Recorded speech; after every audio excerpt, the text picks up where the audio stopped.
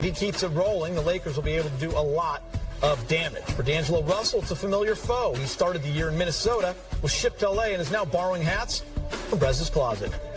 Welcome to the play-in tournament, 7 versus 8. Win, and you're officially in the playoffs. The Lakers and T-Wolves coming up at 7 over on TNT. What more could you want? Hello and welcome to Access Sportsnet Lakers, brought to you by your 7 California Toyota dealers. Chris McGee, James Worthy, Robert Ory. Brez is in studio. Ali is down at the arena. Post-game starts tonight, kind of. Lakers T-Wolves playing in the play-in tournament. Huge opportunity for the Lakers to be in the real thing on Sunday against Memphis and grab the 7th seed with a win tonight. Big game. It'll be the period or the bookend of what they've accomplished the last, month or so. What is it? They're off 2 games. What is it? 8-2, 11-2, something like that? 9-2 down the stretch. 9-2 down the stretch. So job not finished yet. They worked hard to get here where they wanted to get 6. I know that, but didn't work out. But they are here in 7th with a chance to play 1 game, get some time off. Minnesota's coming in a little bit undermanned. We'll get into that. But so this is an opportunity to get it done early. Don't mess around. Don't try not to make it close. You got to talk that talk, and everyone has to be connected. Yeah, you can spin this somewhere like, okay, this is one more game the Lakers have to try to improve this roster, meaning game situations, because we know we don't have that much time to practice. And so this is one more game where you can go out and try to implement certain things and try to get this win and get a togetherness that you need going to the playoffs, because it's nothing like being hot going down the stretch. And sometimes when you sitting back waiting on teams and you're not having that live contact in practice, you don't have that, that connection because of the games you've been playing. This is a good way for the Lakers to, have a little bit better rhythm after they get this win and they go into the playoffs. Take a look over here. Here's what the playoff bracket looks like. The winner of this game will go in as the number 7 seed and open in Memphis, the 2 seed, on Sunday. Tomorrow night, New Orleans and OKC play, with the winner taking on the loser of Lakers-Wolves tonight. On Friday, winner of that goes in as the number 8 seed and faces Denver, the top overall seed in the Western Conference, on Sunday. Guys, it feels like the mindset going into this matchup is another must-win for the Lakers. You get 4 days off. You can prepare for your opponent, the Memphis Grizzlies. And this really has been the mode they have been in. James, every single night it feels like they're playing in these must-win games for the last month. It seems like all year, right? It seems like, yeah. Throughout the injuries and everything. But they have arrived here. And, yes, they find themselves in another must-win situation. Look, LeBron needs some days off. All the minutes he and AD been playing. They need, like Rob said, if they can get a day off and some practice time and some video and all that stuff that they do to enhance themselves, that would be what I would think could be a huge advantage. If they have to play Friday, then boy, that's asking a lot. You kind of led me to my next thing with Rob. Tonight's a game 7. At least you have to have that mentality.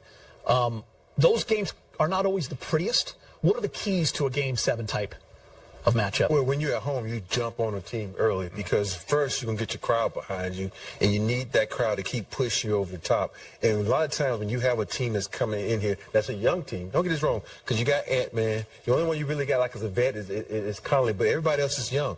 And it's okay, we playing the L.A. Lakers. They're going to put that doubt in their mind that they can win this game. So you jump on them early, because we all know what's been going on over there in that organization. Yeah. So you jump on them early and you don't let up. The time you let up is in the 4th quarter, you're up by 20, and you let it, it's 5 minutes to go. So, and then you don't let them, because you just get some guys get some rest. So that's what you have to, we always say you have to step on their neck and end it as soon as possible. A couple years ago, the Lakers were in this game.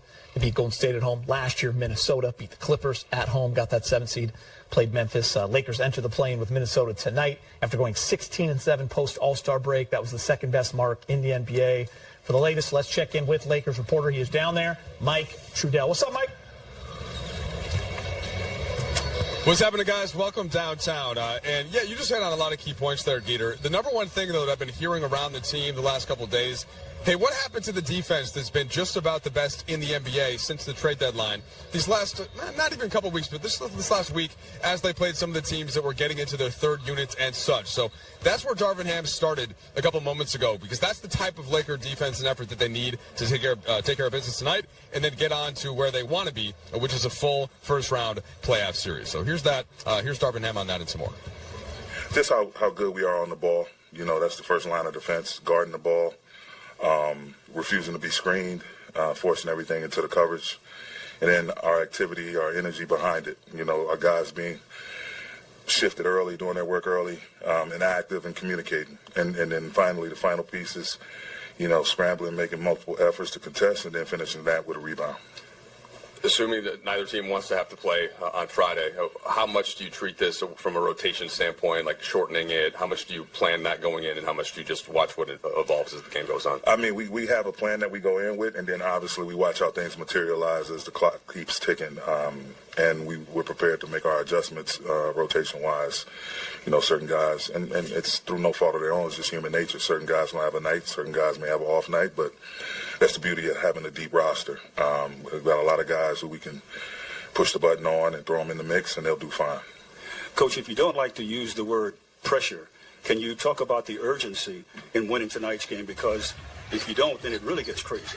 Yeah, you know, that's 1,000% correct, Jim. I mean, it just, when you have an opportunity in your own building to take care of business, what's right exactly in front of you, you need to seize the moment, seize the opportunity. So it's just, you know, that's a great ball club. They're down a few guys, but nonetheless, they still have a lot of firepower in their lineup. So we definitely need to come out, you know, active, aware, alert with what's going on during the course of the game. And we need to be initiators, not the responders. All right, so there's Darvin Ham, Geeter. And, I mean, look, we've talked about how many times this season, okay, who's going to play, who's not. That's not an issue. Everybody's playing, no injuries to report, knocking on wood in that context. And that's going to be very different from what's going on in Minnesota. We know Rudy Gobert did not make the flight out here. We know that Jaden McDaniels fractured the hand and is not playing. I actually asked Chris Finch how they plan on dealing with AD and LeBron specifically without that defensive personnel, and he essentially said they've been trying to figure that out. There isn't a great answer. They're going to have to try and rally around the flag. So, look, it's an opportunity. It's there for the Lakers. They got to take care of business.